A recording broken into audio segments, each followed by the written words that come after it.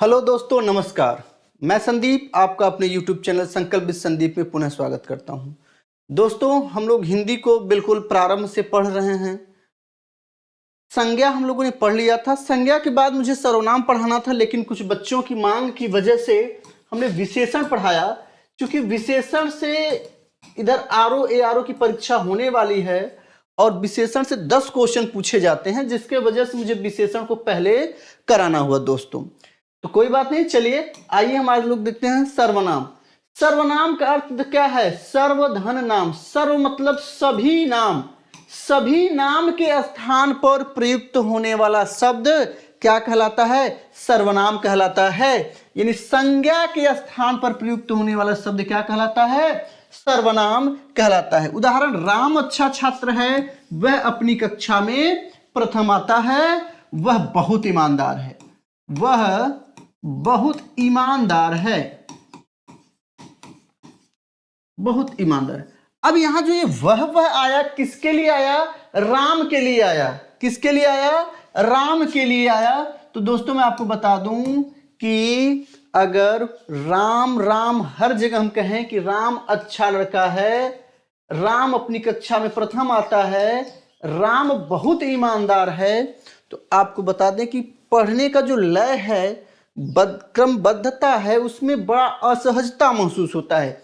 इसीलिए संज्ञा के स्थान पर हम लोग क्या प्रयोग करते हैं? सर्वनाम का। हिंदी में 11 शब्द क्या हैं? सर्वनाम है। मैं, तुम, आप, यह, वह, जो, सो, कोई, कुछ, कौन, क्या। ठीक, हिंदी में सर्वनाम शब्द की बात करी जाए तो 11 हैं। मैं, तुम, आप, यह, वह, जो, सो, कोई, कुछ, कौन, क्या। ठीक है, चलिए नेक्स्ट। सर्वनाम के भेद। दोस्तों ध्यान दीजिएगा, सर्वनाम के भेद। हिंदी में सर्वनाम के कुल कितने भेद हैं? 6 भेद हैं। हिंदी में सर्वनाम के कुल कितने भेद हैं? 6 भेद। पुरुषवाचक, निश्चयवाचक, अनिश्चयवाचक, संबंधवाचक, प्रश्नवाचक और निजवाचक। आइए इनके बारे में हम लोग विस्तृत पढ़ते हैं, विस्तार से देखते हैं। पुरुषवाचक सर्वनाम। पुरुषवाचक सर्वनाम से मतलब यह होता है कि वह सर्वनाम जिसमें किसी स्त्री या पुरुष, लिंग के आधार पर किसी स्त्री या पुरुष के नाम के बदले जो हम सर्वनाम का प्रयोग करते हैं, वह क्या कहलाता है? पुरुषवाचक सर्वनाम कहलाता है।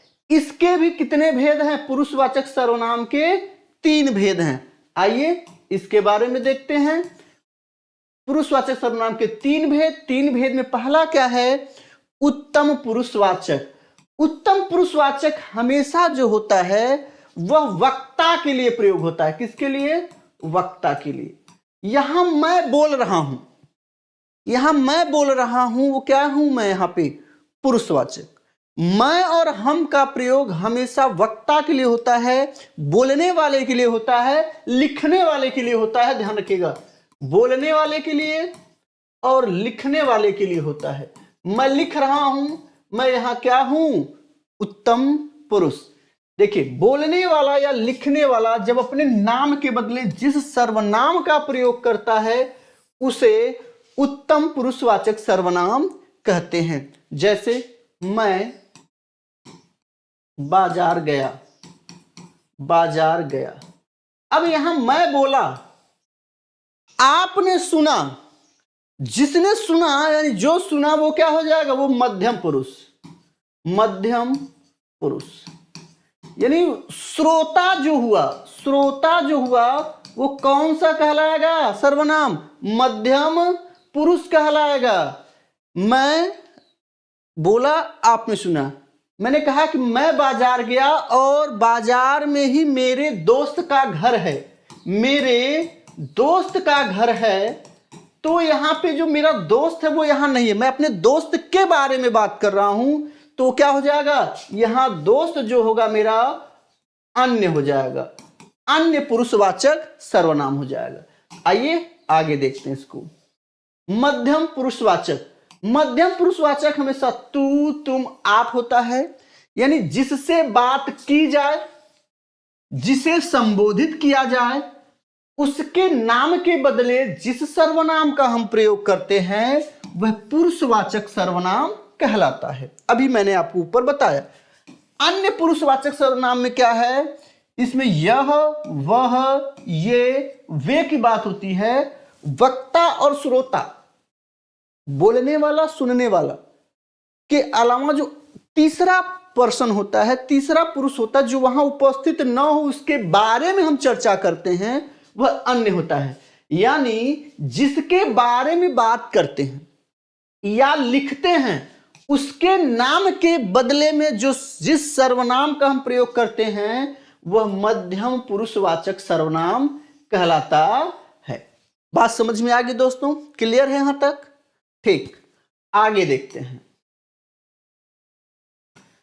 अब दूसरा सर्वनाम है निश्चयवाचक सर्वनाम। निश्चय का मतलब जहां कोई संदेह न हो, आपके दिमाग में कोई संशय न हो, निश्चित किसी चीज को कह दिया जाए, वही निश्चयवाचक सर्वनाम है। जैसे वे सर्वनाम जो किसी निश्चित व्यक्ति, वस्तु की ओर संकेत करते हैं उन्हें निश्चयवाचक सर्वनाम कहते हैं। दोस्तों मैं आपको बता दूं, निश्चयवाचक सर्वनाम को संकेतवाचक सर्वनाम भी कहते हैं। संकेतवाचक सर्वनाम भी कहते हैं, ध्यान दीजिएगा, क्योंकि हम इसमें क्या करते हैं, संकेत भी करते हैं। जैसे वह बहुत अच्छा लड़का है, मैंने बात किया क्या, वह बहुत अच्छा लड़का है, तो संकेत भी कह रहे हैं और बहुत अच्छा लड़का है निश्चित भी है, यहां निश्चित भी है। ठीक, इसलिए संकेतवाचक सर्वनाम हो गया निश्चित। इस पुस्तक को देखो, इस पुस्तक को देखो, यह भी आपका क्या है, निश्चित है, यानी निश्चयवाचक है सर्वनाम और संकेतवाचक सर्वनाम भी है आपका। ठीक है, यहां तक कोई डाउट? चलिए ठीक, आगे देखते हैं।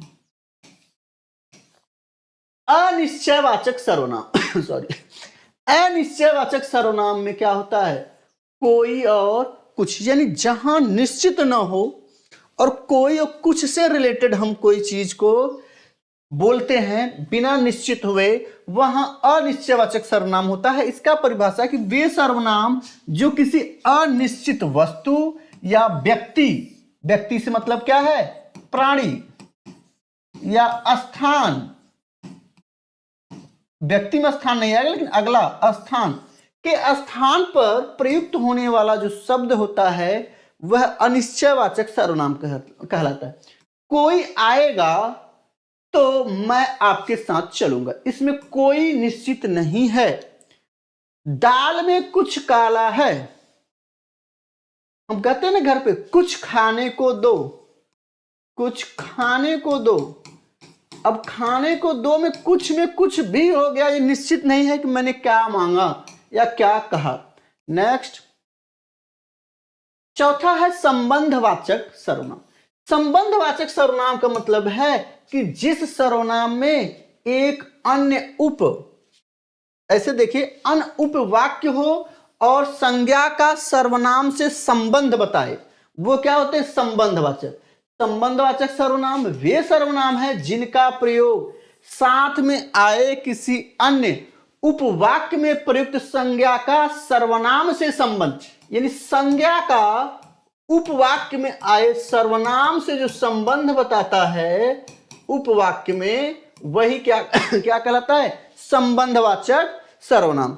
इसका जो पहचान है वो क्या है, जो, वह, जो, सो, जो, वे, जैसा, जैसी, तैसा, तैसी, उनकी, जिसका, वैसा, वैसी, ये शब्द क्या है, संबंध बताते हैं। जैसे जो सोता है तो खोता है, यह संबंधवाचक।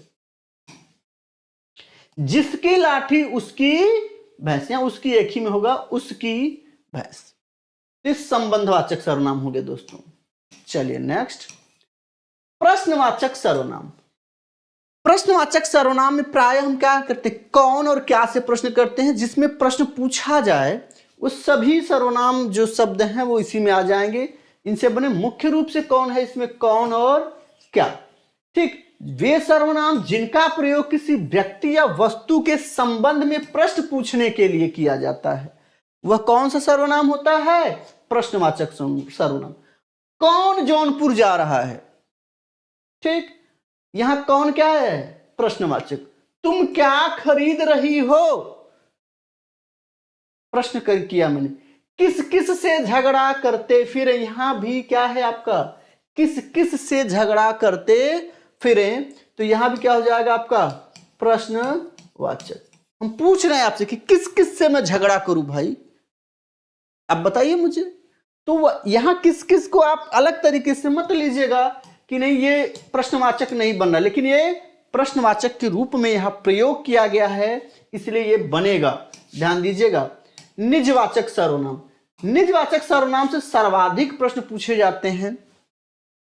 सर्वनाम के वे शब्द जो स्वयं के लिए जब बोला जाता है वहां निजवाचक सर्वनाम होता है। जैसे मैं आपसे कहूं कि जो सर्वनाम कर्ता के साथ अपनापन बताए, यानी निजत्व बताए, निजता दिखाए, निजत्व दिखाए, है ना, कि आता है निजवाचक सर्वनाम कहलाता है। इसमें क्या है, जिस वाक्य में ध्यान दीजिएगा आप लगा हो, स्वयं लगा हो, खुद लगा हो, निज लगा हो, वहां कौन सा सर्वनाम होता है, निजवाचक सर्वनाम। आप भला तो जग भला, आप आ गया। अपने सामान की सुरक्षा स्वयं करें, यह काम आप ही हो गया, ठीक है। तो यह क्या हो गया, निश्चयवाचक सर्वनाम, सॉरी निजवाचक सर्वनाम। अब महत्वपूर्ण बिंदु यहां से बहुत इंपॉर्टेंट है, यहां से प्रायः प्रश्न आपसे पूछ लिए जाते हैं। ध्यान दीजिएगा कि लिंग के कारण सर्वनाम पदों में कोई परिवर्तन नहीं होता है। कैसे नहीं होता है, मैं कहूं कि वह पढ़ रहा है, अच्छा इसमें हाँ दिया हुआ है, वह पढ़ रहा है, यह क्या है, हम कहें कि वह पढ़ रहा है, लेकिन हम कहें वह पढ़ रही है। दोस्तों यानी कि दोनों में सर्वनाम सेम है, लेकिन यहां क्या है, लिंग परिवर्तन हो जा रहा है। तो लिंग के कारण सर्वनाम में कोई परिवर्तन नहीं होता है, ये आप अपने दिमाग में अच्छे से बैठा लीजिएगा। अर्थात स्त्री पुरुष दोनों के लिए एक समान सर्वनाम का प्रयोग किया जाता है।